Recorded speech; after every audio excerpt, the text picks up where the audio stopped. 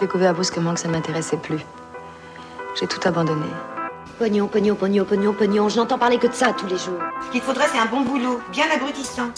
L'avenir, toujours si clair pour moi, était devenu comme une autoroute sombre la nuit. Et toi, t'es heureux? Bonjour à tous et bienvenue sur Déclic, le podcast qui s'intéresse aux personnes qui ont démarré une nouvelle vie.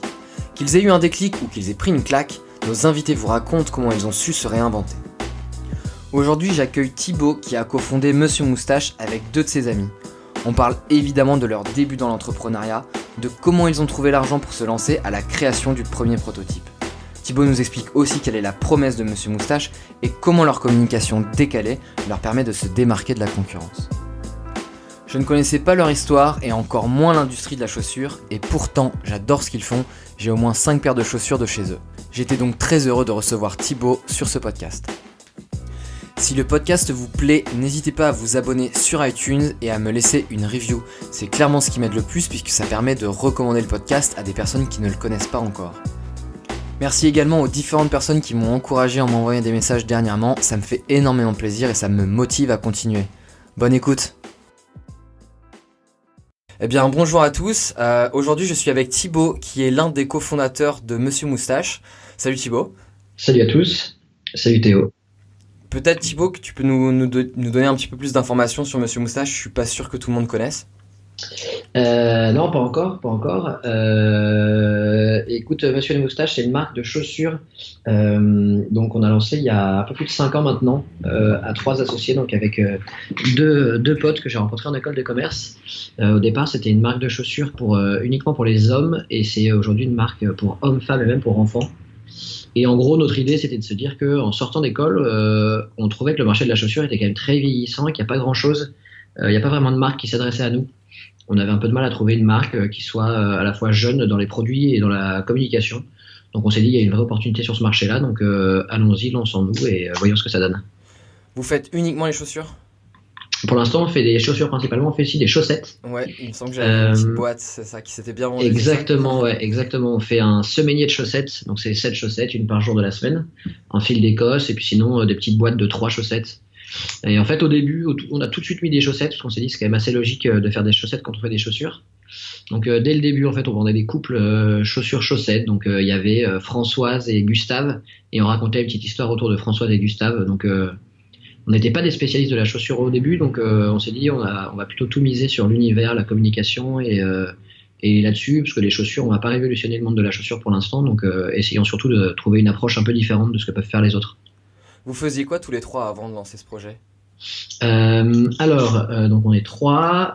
Antoine qui aujourd'hui s'occupe de toute la partie commerciale et financière. Il faisait de l'introduction en bourse. Donc en fait, quand je dis ça, en fait, il a fait 1 an d'année de césure en introduction en bourse. Entre sa 4e et sa 5e année d'école. Guillaume, lui qui s'occupe aujourd'hui de toute la partie logistique, production et contrôle de gestion. Il a fait de la prod et du contrôle de gestion dans un grand groupe de textile qui s'appelle Zanier à Shanghai. Et moi, j'ai fait de la pub pendant 1 an et demi. En fait, j'ai fait une année de césure chez Publicis pour le budget Renault. Et j'ai été embauché au milieu de mon année de césure. Donc, je suis resté là-bas pendant quasiment 2 ans. Et j'ai démissionné au moment du lancement. Donc, vraiment très peu d'expérience, à part l'un de tes cofondateurs qui a travaillé dans le textile. Ouais, et encore, il n'était pas vraiment dans la partie la plus...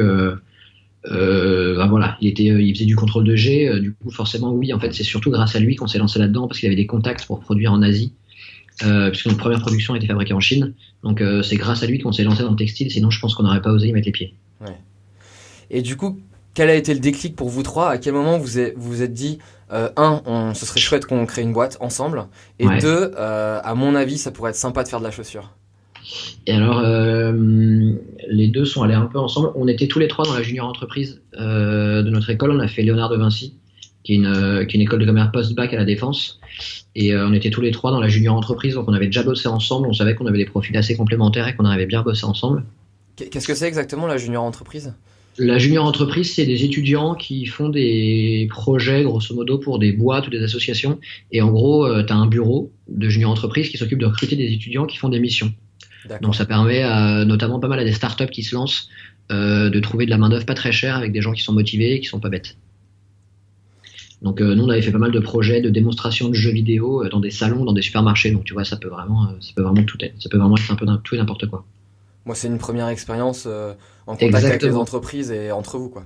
Exactement, ouais, c'était vraiment et puis c'était surtout pour faire quelque chose de plus, parce que c'est vrai que le rythme école de commerce, on le connaît tous assez bien, et voilà, on n'était pas débordés, donc ça nous faisait un truc en plus à faire, et au final, on avait un bureau à nous, on était une dizaine de copains à faire ça, et on s'est bien marré. Et donc, vous vous êtes réveillé un jour en vous disant, ça marche bien entre nous, il y a une bonne émulation, on va faire quelque chose de plus sérieux.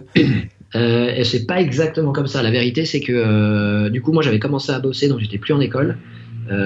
Antoine et Guillaume, mes associés, donc ont fait leur année de césure. Ils sont revenus en école pour leur début de 5e année. Et là, au bout de 3 jours de cours, on leur a dit bon les cocos, il faut se mettre à rechercher votre stage de fin d'études, etc. Et ils se sont plongés dans les cours. Et en fait, ils se sont dit ça va pas le faire du tout. On est incapable de refaire encore une année plus 6 mois de stage, ça va pas le faire du tout. Pourquoi est-ce que on montrait pas plutôt une boîte? Donc ils ont fait ça, ils ont pensé à ça une après-midi plutôt que de bosser sur leur projet de stage et de cours. Ils ont commencé à délirer un peu à ce sujet-là. Et puis le soir, moi je les retrouvais pour boire un coup et ils m'ont parlé du projet. Et ils m'ont dit on a notamment une idée de monter une boîte de chaussures parce que Guillaume a les contacts pour produire, donc est-ce que ça te dit? Je leur ai dit moi ça me fait marrer, on n'a qu'à se retrouver au Linas de Boulogne dimanche après-midi pour discuter. Et voilà, ça doit faire 6 ans maintenant qu'on s'est retrouvé au Linas de Boulogne, tu vois, donc c'est marrant, moi je connais très peu l'industrie, mais c'est vrai que c'est pas ce qui me vient à l'esprit quand j'imagine créer une boîte. J'ai l'impression que en fait le marché il est overbooké de marques de chaussures, quoi. Le marché il est overbooké, mais il est aussi super ouvert puisque les gens se rachètent tout le temps des paires de chaussures, donc a priori il n'y a pas trop de barrières à l'entrée. Une fois que tu sais où tu vas produire, c'était il y a 6 ans, les réseaux sociaux avaient déjà quand même une place super importante. À l'époque Instagram n'existait pas trop, c'était beaucoup Facebook, mais avec une page Facebook bien bouclée et des produits sympas, tu pouvais te lancer sans trop de problèmes. Après le challenge effectivement c'est de réussir à s'installer dans cette industrie là, mais en tout cas les barrières à l'entrée sont pas énormes non plus. Et donc chronologiquement, comment vous êtes préparé à ça? Est-ce que vous avez fait une étude de marché? Est-ce que vous avez été dans un incubateur? Comment ça s'est passé? On a commencé tous les 3 tout seuls dans notre coin. On a un peu remis en question la chaussure en se disant ok, on peut regarder le textile un peu en général. Et en fait, on a repéré une vraie opportunité de marché sur la chaussure parce que c'était vraiment un marché vieillissant. On avait l'exemple des copains de chez Fago qui sont lancés 2 ans avant nous. Ouais. Et qui marchaient déjà pas mal, donc on s'est dit déjà on sait que c'est possible, donc ce qui nous a quand même pas mal rassurés. Nous on avait un objectif de faire quelque chose d'assez différent d'eux, donc on s'est dit on va pas être en frontal, donc il n'y a pas trop de problème là-dessus. Et puis la chaussure c'est un achat qui est un peu plus réfléchi, on n'en achète pas tous les jours non plus, c'est un produit qui coûte un peu cher. Donc on s'est dit on va réussir à créer un vrai univers de marque et une vraie belle marque autour de la chaussure. Là où on avait un peu plus de mal à imaginer ça autour d'une marque de t-shirt ou de polo, qui est inconsommable, mais il n'y a pas de réel affect avec la marque de t-shirt ou de polo que tu as acheté. La chaussure c'est un peu plus réfléchi, un peu plus pensé, donc c'est pour ça qu'on a choisi la chaussure. Et du coup on a commencé à bosser là-dessus tous les 3. On a monté un business plan, on a monté un petit dossier pour présenter la marque, ce qu'on voulait faire. Ça nous a pris quand même pas mal de temps. Et puis on l'a présenté à un incubateur qui s'appelle Pego, qui est l'incubateur du pôle Léonard de Vinci de Dauphine. Et on s'est dit en gros, pour nous c'est le révélateur, si on est pris à Pego, on se lance là-dedans à fond et on va jusqu'au bout. Si on n'est pas pris, on s'assoit tous les 3 autour d'une table et puis on voit ce qu'on en fait. Et donc au final on a été pris, donc c'était top. Et du coup Pego, donc les 6 mois d'incubateur, Antoine et Guillaume ont passé 6 mois dans l'incubateur qui a été considéré comme leur stage de fin d'études pendant que moi je continue à bosser. Donc moi j'ai fait ce projet-là en parallèle de Publicis pendant 7-8 mois et j'ai démissionné en septembre 2012 au moment du lancement.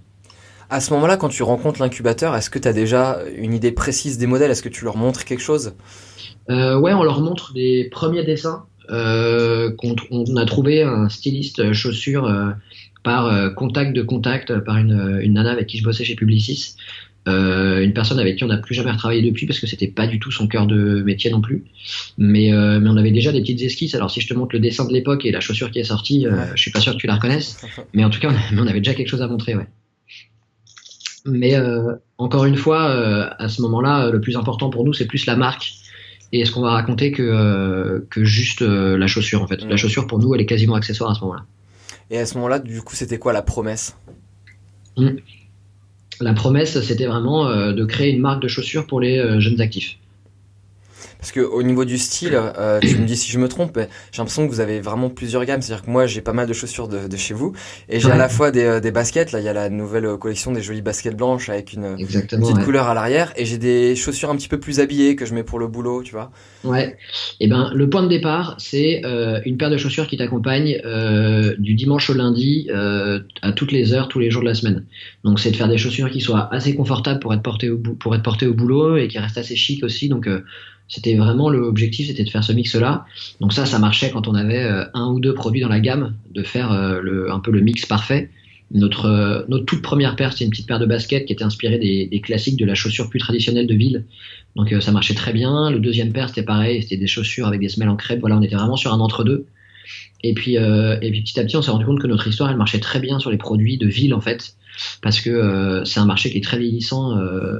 Il y a encore 4-5 ans, quand tu devais t'acheter ta première paire de chaussures pour aller bosser, tu vas dans des marques comme Bexley, Finsbury, t'as un peu l'impression de t'acheter les chaussures de ton père, et c'est pas super valorisant, et t'as un peu l'impression que tu fous ta jeunesse à la poubelle, ton jean, tes baskets, et puis tu vas bosser, mettre un costume. Ouais. Donc c'était là-dessus que notre histoire avait le plus de poids, et c'est comme ça qu'on s'est lancé au début, en racontant cette histoire-là. Et puis au fur et à mesure, on s'est rendu compte que le travail qu'on faisait sur nos produits, c'est-à-dire de prendre des classiques de la chaussure, des intemporels, et de venir les retravailler en essayant de moderniser un peu, en jouant sur les couleurs, sur les matières, sur le nom qu'on donnait aux produits, etc.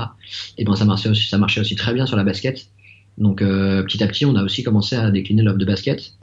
Et puis après, il y a une réalité de marché qui est qu'aujourd'hui, la moitié du business se fait sur de la basket, et que nous, c'est un produit qui nous parle. Et tu vois, moi, je pense que je dois mettre 2 fois par an des chaussures de ville. Donc, comme je m'occupe du développement des produits, ça me parle. Donc, on est allé assez naturellement sur la basket aussi. D'accord. Et du coup, si on revient au moment où vous êtes rentré dans l'incubateur, à ce moment-là, vous n'avez pas levé de fonds. Comment vous faites ? À ce moment-là, on n'a pas levé de fonds. On travaille comme des étudiants, hein. On n'a pas d'argent. Enfin, moi, je gagne un peu d'argent parce que je suis chez Publicis, mais sinon, c'est encore un projet étudiant. On monte un business plan. On estime qu'on a besoin d'en gros 55 000 euros pour se lancer. Ça représentait quoi ces 55 000 euros ? Comment vous l'avez calculé ? C'était pour créer un prototype, un nombre d'exemplaires suffisant ? Ouais, c'était surtout pour faire la première production. Les prototypes, ça se fait gratuitement. D'accord. Si tu as des contacts dans une usine, ils te font des protos gratuitement, donc ça va. C'était surtout pour financer la première production, puisque il fallait bien produire les chaussures qu'on allait vendre. Et puis c'était de quoi faire un peu de photos pour faire de la com, et puis de faire un site internet. On a une boutique en ligne tout de suite dès le lancement. Donc c'était pour financer un peu ces différents points-là. D'accord. Vous avez d'abord vendu sur internet avant de vendre en magasin ?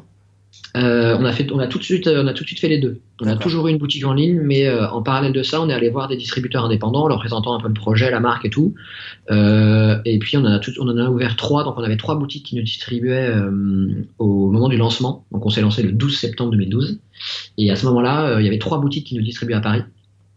Et puis ensuite, on a continué, on a pris notre petite valise, notre voiture, et puis on allait faire le tour des boutiques qu'on repérait un peu à droite à gauche à Paris et en province. Pour leur raconter un peu notre histoire, et très vite on a réussi à atteindre une 50aine de distributeurs, mais on faisait tout ça en parallèle de la boutique en ligne qui était active et qui vendait pas mal grâce à la page Facebook. D'accord. Je t'ai pas posé la question, mais je suppose que vous vendez pour l'instant encore qu'en France ? Alors pas qu'en France, aujourd'hui c'est 85-90% du business quand même. D'accord. Mais on est présent surtout dans les pays limitrophes en fait. On est présent dans les pays où on peut aller nous-mêmes. Donc c'est-à-dire qu'aujourd'hui, on a 2 commerciaux qui tournent en France pour aller voir nos distributeurs.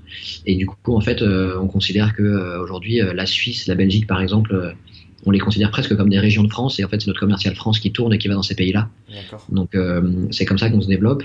Mais tu vois, on est un peu présent au Japon. On a un distributeur qui bosse un peu avec nous au Japon, mais c'est vraiment les tout débuts, donc ça prend du temps à s'installer.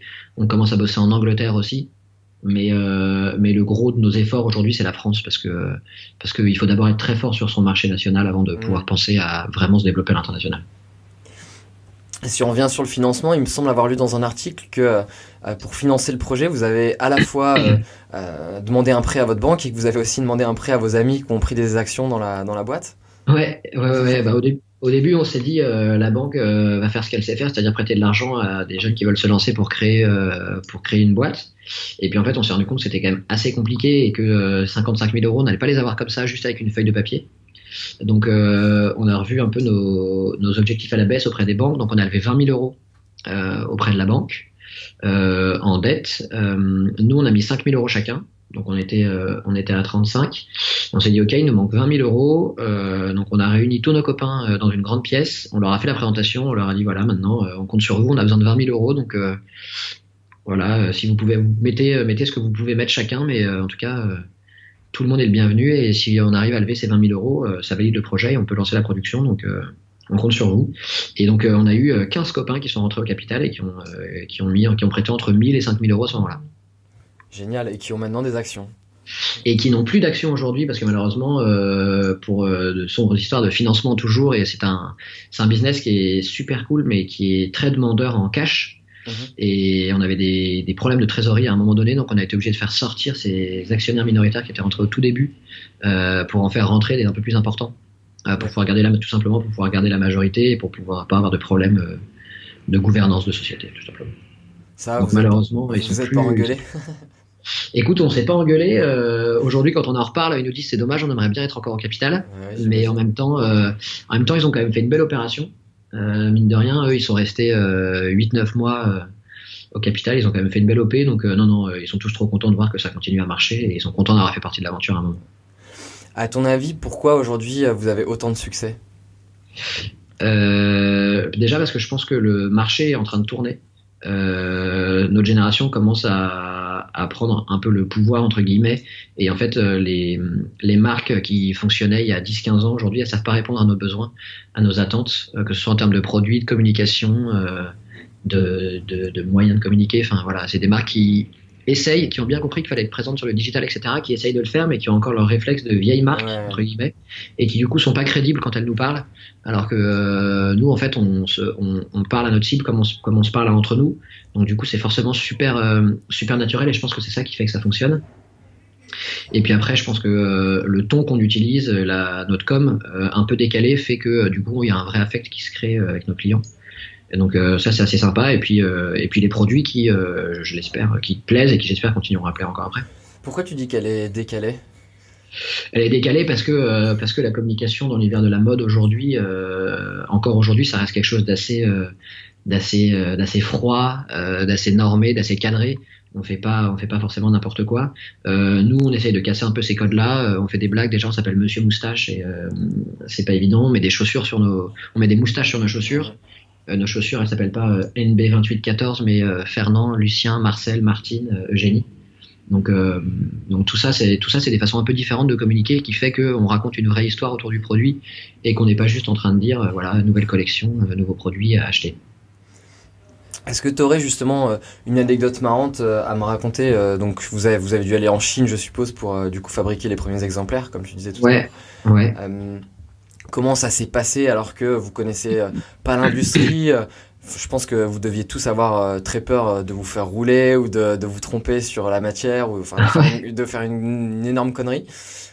Comment ça s'est passé ? Alors moi j'étais pas dans le premier voyage en Chine parce que quand ils sont partis j'étais encore chez Publicis donc j'ai pas pu y aller, mais j'ai eu un récit détaillé chaque soir, donc c'est un peu comme si j'y étais. Mais écoute, ce que je peux te dire c'est que notre best-seller, donc sur notre toute première collection, il y a un modèle qui s'est particulièrement bien vendu et je peux te dire que c'était un modèle qui était bleu et cognac et que la couleur du bleu on l'a choisi en découpant une surchemise cartonnée qui traînait dans un bureau parce que c'était la référence de bleu qu'on trouvait la plus belle. Et qu'on l'a donné à l'usine en leur disant voilà, nous on veut un sweat de cette couleur là et pas autre chose, donc tu vois comme quoi ça se joue à pas grand chose. Et du coup comment ça se passe la création d'un prototype ? La création d'un prototype, t'envoies un dessin technique à l'usine, donc les dessins techniques ça veut tout et rien dire. Certaines marques elles marchent avec un dessin au crayon à papier. Donc au fait au début nous on a réellement envoyé un dessin au crayon à papier parce qu'on n'avait pas encore de dessin technique à proprement parler fait sur Illustrator comme on peut le faire aujourd'hui. Donc t'envoies ça à l'usine et puis on a mis je pense 3 ou 4 mois à développer un modèle alors qu'aujourd'hui on a peut-être 180 références et qu'on doit les développer en 2 mois. Donc on n'avait pas encore tous les réflexes qu'on a aujourd'hui, mais en gros c'est énormément d'aller-retour. tu leur envoies des références de formes, de semelles, etc. pour qu'ils comprennent au mieux ce dont tu as besoin. Puis après, ils l'interprètent un peu comme ils peuvent, ils nous renvoient des choses, nous on fait des commentaires sur le premier proto, voilà, on en reçoit un deuxième, on refait des commentaires, un troisième et ainsi de suite jusqu'à avoir le modèle parfait, quoi. Et là, vous allez déjà sur place ou tout se fait par mail? Non, pour l'instant, au début, ça se fait par mail, et puis à un moment donné, on va sur place pour valider définitivement la fin le dernier proto, et puis pour passer une commande, pour voir l'usine, pour choisir les matières, voilà, pour lancer un peu définitivement la production, quoi. Donc du coup, quand vous avez commencé à vendre, il y avait qu'un seul modèle? On avait un modèle et décliné en 4 couleurs. Ah d'accord, ok. Exactement, ouais. Et tu me disais, vous avez dès le début commencé à lancer sur Internet et à Ouais, démarcher des boutiques. avant de lancer réellement les modèles, on a commencé à prendre la parole sur Facebook 15 jours avant, il me semble, quelque chose comme ça, pour commencer à créer une communauté en amont. Donc on avait une page Facebook sur laquelle on communiquait autour de la moustache, du mouton, parce que notre logo c'est un mouton qui porte la moustache. Donc on essayait de communiquer autour de tout cet univers-là, et puis on invitait nos copains, on disait nos copains d'inviter leurs copains, etc. pour faire un petit effet boule de neige. Et puis on avait atteint, je crois à l'époque, peut-être 5000 fans sur la page Facebook au moment du lancement, donc c'était déjà génial pour nous. Et du coup, on a organisé une soirée de lancement. Donc on a un copain qui bossait au Concorde Atlantique à l'époque, une péniche à Paris, qui nous avait permis d'avoir un espace pour inviter nos copains et pour pouvoir lancer un peu en grande pompe la marque. Et donc du coup voilà, on s'est lancé à ce moment-là, et effectivement à ce moment-là on avait d'ores et déjà 3 boutiques qui nous distribuaient et notre site qui il me semble, le site, pour ne pas te dire de bêtises, a été lancé 3 ou 4 jours après le lancement officiel de la marque. Vous aviez pensé à l'époque à faire un Kickstarter ou du financement participatif? Je vois que ça se fait beaucoup, notamment dans la création de chaussures ou de montres en ce moment. Ouais, alors on y a pensé, mais un peu plus tard. On n'y a pas pensé à ce moment-là parce que en fait, c'est en France à l'époque surtout, c'était difficile de réussir à lever des sommes assez importantes. Il y avait beaucoup de projets qui levaient 3500, 4000, 5000 euros, mais pour des sommes comme ce dont on avait besoin, c'était plus compliqué. La seule plateforme qui le proposait à l'époque, c'était Kickstarter. Kickstarter, à ce moment-là, c'était présent qu'aux États-Unis. Pour pouvoir le faire, pour pouvoir monter un Kickstarter, il faut avoir un numéro de compte aux États-Unis. Enfin, c'était vraiment hyper compliqué. Et puis, en regardant un peu, on s'est rendu compte qu'en fait, c'était des dépenses en communication qui sont monstrueuses pour arriver à des belles sommes d'argent levées. Donc, en fait, on a préféré concentrer tous nos efforts sur le développement des produits, de la com. Et en fait, on s'est dit que tous les efforts de com, on les faisait directement sur la marque plutôt que de le faire sur Kickstarter, et que voilà, c'était pas forcément la peine. Et puis, on a réfléchi régulièrement pendant l'année après le lancement à en refaire pour lancer une nouvelle collection, etc. Et puis, en fait, on trouvait que ça correspondait pas exactement à ce qu'on voulait faire, donc on l'a pas fait. Est-ce que si tu remets en arrière, tu penses à une personne, une rencontre ou quelque chose qui aurait vraiment joué un tournant dans votre expérience, que ce soit pour la motivation de vous lancer au tout début, ou vous avez décidé de pivoter, de changer complètement ce que vous faisiez? Alors il n'y a pas de moment où on a complètement pivoté, donc non, mais c'est pas une rencontre, mais c'est oui, effectivement un truc qui a été assez charnière pour nous, c'est le réseau Entreprendre. C'est un réseau qui est national, mais qui est basé dans différentes régions. Donc nous, c'est le réseau Entreprendre Paris, et en fait c'est un club d'entrepreneurs. Donc il y a un bureau à Paris avec des chargés d'affaires qui s'occupent de nous et qui recrutent les gens. Donc c'est un processus de sélection qui est assez long. Je crois qu'il y a une quinzaine d'entretiens globalement à passer avant de rentrer. Mais une fois qu'on rentre, c'est vraiment super intéressant parce que ça met en relation plein d'entrepreneurs de milieux différents. Eux, ils ont une vraie légitimité à Paris et partout en région où ils sont présents. Et ils ont notamment des liens assez forts avec les banques. Nous, c'était un moment où on avait besoin d'argent pour pouvoir lancer des productions parce que on a toujours été dans une croissance assez forte. Et du coup, on avait des problématiques de financement pour financer les productions à venir. Et à ce moment-là, on est rentré au réseau Entreprendre. Ils ont présenté un bon interlocuteur dans la bonne banque. Et ça nous a vraiment beaucoup aidé à cet instant précis-là, dans la problématique qu'on avait. Et puis surtout, après, ces 2 ans d'accompagnement où tous les mois, on se retrouve, on a des clubs d'entrepreneurs où on est 10 autour d'une table. Et c'est un peu une sorte de thérapie de groupe où chacun se raconte ses galères, ses petits moments un peu sympas, etc. Donc, c'était vachement bien. Et puis, on a des tuteurs qui sont soit des entrepreneurs, soit des gens qui ont 20, 30, 40 ans d'expérience dans leur domaine et qui viennent nous apporter un savoir-faire super précis, nous permettre de sortir un peu la tête de l'eau tous les mois. Donc ça a été, à mon avis, assez crucial dans le développement de la boîte. Ouais. C'est quoi la différence de ce réseau avec un incubateur standard? un incubateur standard, c'est vraiment à l'amorçage de la boîte. C'est au tout début, tu as une idée, tu encore rien. T'as pas de produit, t'as pas de chiffre d'affaires, c'est vraiment t'aider à aller au bout. Nous, la boîte, elle existait déjà, on avait déjà fait du chiffre d'affaires. En fait, ils te demandent d'avoir déjà un peu prouvé que ton concept marchait, et eux, ils t'accompagnent une fois que t'as fait ça pour réussir à transformer l'essai et à devenir une boîte rentable et qui crée des emplois. L'objectif du réseau Entreprendre, c'est d'accompagner les boîtes pour créer de l'emploi. Aujourd'hui, qu'est-ce qui change dans ton quotidien par rapport à quand tu travaillais dans on va dire un travail conventionnel? Alors je pense que c'est moi dont le quotidien a le moins changé parce que je bossais dans la com, donc j'avais un quotidien qui était déjà assez cool et où je faisais pas mal de choses. J'allais sur des tournages, je faisais des shootings photos, etc. Donc c'était déjà assez varié. Mais aujourd'hui, je pense que c'est encore plus varié parce que je fais du développement de produits, je vais sur des chaussettes, des chaussures, je fais des shootings où je dois faire semblant que je suis en Californie alors qu'en fait je suis en Espagne, ou je semblant que je suis au Canada alors qu'en fait je suis dans les Vosges.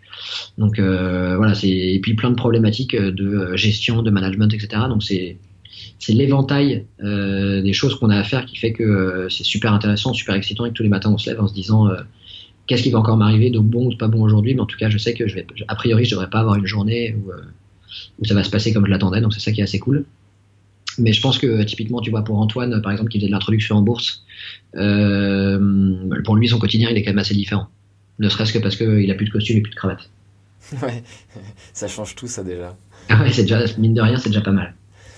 Et est-ce que tu sais si toi, comme les autres, aujourd'hui, vous seriez prêt ou vous arrivez à vous projeter et imaginer reprendre un travail dans quelques années, un travail plus conventionnel? Ou est-ce que maintenant, c'est devenu hors de question? Je me pose assez souvent la question de savoir ce qu'on pourrait faire une fois qu'on arrêtera de faire ça.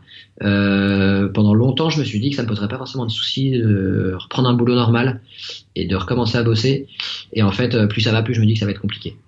Parce que si là, en parlant avec toi, j'ai une idée, j'en parle demain avec Antoine et Guillaume, et après-demain, on peut la mettre en place.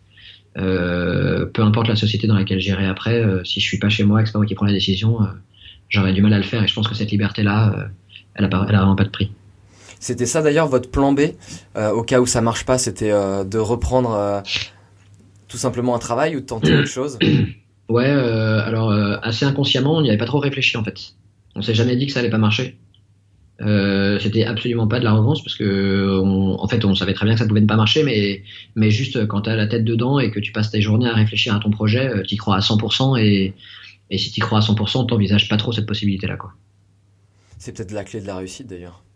Je pense que la clé de notre, je sais pas si c'est la clé de la réussite, mais la clé de notre réussite à nous, ça a été l'inconscience, c'est sûr, parce que quand je vois les phases par lesquelles on est passé et tout ce qu'on a vécu, ouais, il y a des moments où il faut être inconscient pour dire que ça va marcher, ouais. Justement, est-ce que vous avez fait des conneries que maintenant, avec l'expérience que tu as gagnée, tu ne referais pas si tu devais recréer une boîte? On n'a pas fait des conneries monumentales, mais quand je vois les chaussures qu'on vendait au début et ce qu'on vend aujourd'hui, je me dis on a quand même sacrément confiance en nous et dans le projet pour aller voir des boutiques et leur vendre ces produits-là, parce que avec un peu de recul, tu te rends compte que on maîtrisait rien à la technique et que du coup forcément les produits ils n'étaient pas parfaits. Donc voilà, aujourd'hui on prétend avoir des produits vraiment de bonne qualité, etc. Et du coup c'est sûr que c'était pas une erreur parce qu'on débutait, qu'on n'y connaissait rien et que c'était assez logique et qu'au final les produits étaient quand même très bien. Mais non, si on se relançait aujourd'hui, je pense qu'on aurait surtout une vision un peu plus globale et qu'on essaierait de réfléchir un peu plus long terme en se lançant, et que voilà, on ferait des choses, je pense, un peu plus épurées que ce qu'on faisait à l'époque. Si on devait parler chiffres, quel chiffre tu pourrais me communiquer aujourd'hui pour imaginer un petit peu la taille et le succès de la société? Bon, après, taille et succès est tout relatif, hein, mais aujourd'hui, on va faire un peu plus de 3,5 millions de chiffre d'affaires, 3,7 millions, si tout se passe bien, donc ça c'est top. On est une petite vingtaine dans la boîte, on est 15 à bosser dans les bureaux, et on a 4 personnes qui bossent dans notre boutique. On a une boutique à Paris dans le Marais, et on a 4 personnes qui bossent dans la boutique. Donc c'est votre propre boutique? Ouais, on a ouvert notre propre boutique il y a 1 an et demi maintenant. Et voilà, ça cartonne, donc c'est super agréable et ça nous donne envie d'en ouvrir encore d'autres. Pour l'instant, on en a une seule, mais je pense que c'est vraiment les chiffres les plus marquants, quoi. Le chiffre d'affaires et l'évolution du nombre de personnes avec lesquelles on bosse. Aujourd'hui, j'ai un collègue tout à l'heure avec qui je discutais. Je lui disais que j'avais justement une interview avec un des fondateurs de Monsieur Moustache. Et il m'a dit, je sais pas si t'as vu, mais André s'est fait racheter par Spartoo il y a pas longtemps. Ouais, exactement. Il m'a dit, faudra que tu lui demandes justement, est-ce que eux ils envisagent de se faire racheter un jour, comment ils réagissent par rapport à ça. Nous, on n'a pas trop de plan de sortie pour l'instant. On se doute bien qu'on va pas faire de la chaussure toute notre vie, mais tant qu'on continue à se marrer, à avoir des idées, à avoir des pistes d'amélioration, des objectifs, et qu'on se lève le matin en se disant trop cool, aujourd'hui j'ai encore ça et ça à faire pour amener la boîte là, je pense qu'on n'y réfléchira pas trop. Le jour où on commencera à en avoir un peu marre, on aura des envies d'ailleurs, etc., je pense que là c'est le moment où on commencera à y réfléchir, mais après je pense que c'est aussi pas mal l'occasion qui fait le larron, et si demain on vient nous voir en nous disant coucou, on veut vous racheter, ce serait bête de pas l'envisager. Pour l'instant on n'en a pas du tout envie, mais je pense qu'il faut quand même savoir regarder un peu les offres qu'on nous propose, quoi. Et si jamais tu devais te lancer seul ou d'ailleurs avec tes amis dans un secteur totalement nouveau, pour toi ce serait lequel? C'est une très très bonne question à laquelle je suis incapable de te répondre pour l'instant. Je savais pas que j'allais faire de la chaussure 2 heures avant de prendre la décision de faire de la chaussure, donc là je suis incapable de te répondre. Forcément il y a des marchés que je vois où je me dis il y a des trucs qui sont cool à faire et tout, le marché du meuble où je trouve que à part un Maison du Monde ou un Mate par exemple, c'est quand même un peu vieillissant aussi, mais bon, c'est d'autres problématiques en termes de moyens de production, etc. Donc il y a plein de contraintes, mais on resterait dans le e-commerce du coup, enfin dans le e-commerce ou dans le commerce en général. Je te dis ça aujourd'hui parce que c'est là-dedans qu'on est, et du coup c'est forcément là-dessus que j'ai sans doute le regard le plus aiguisé maintenant.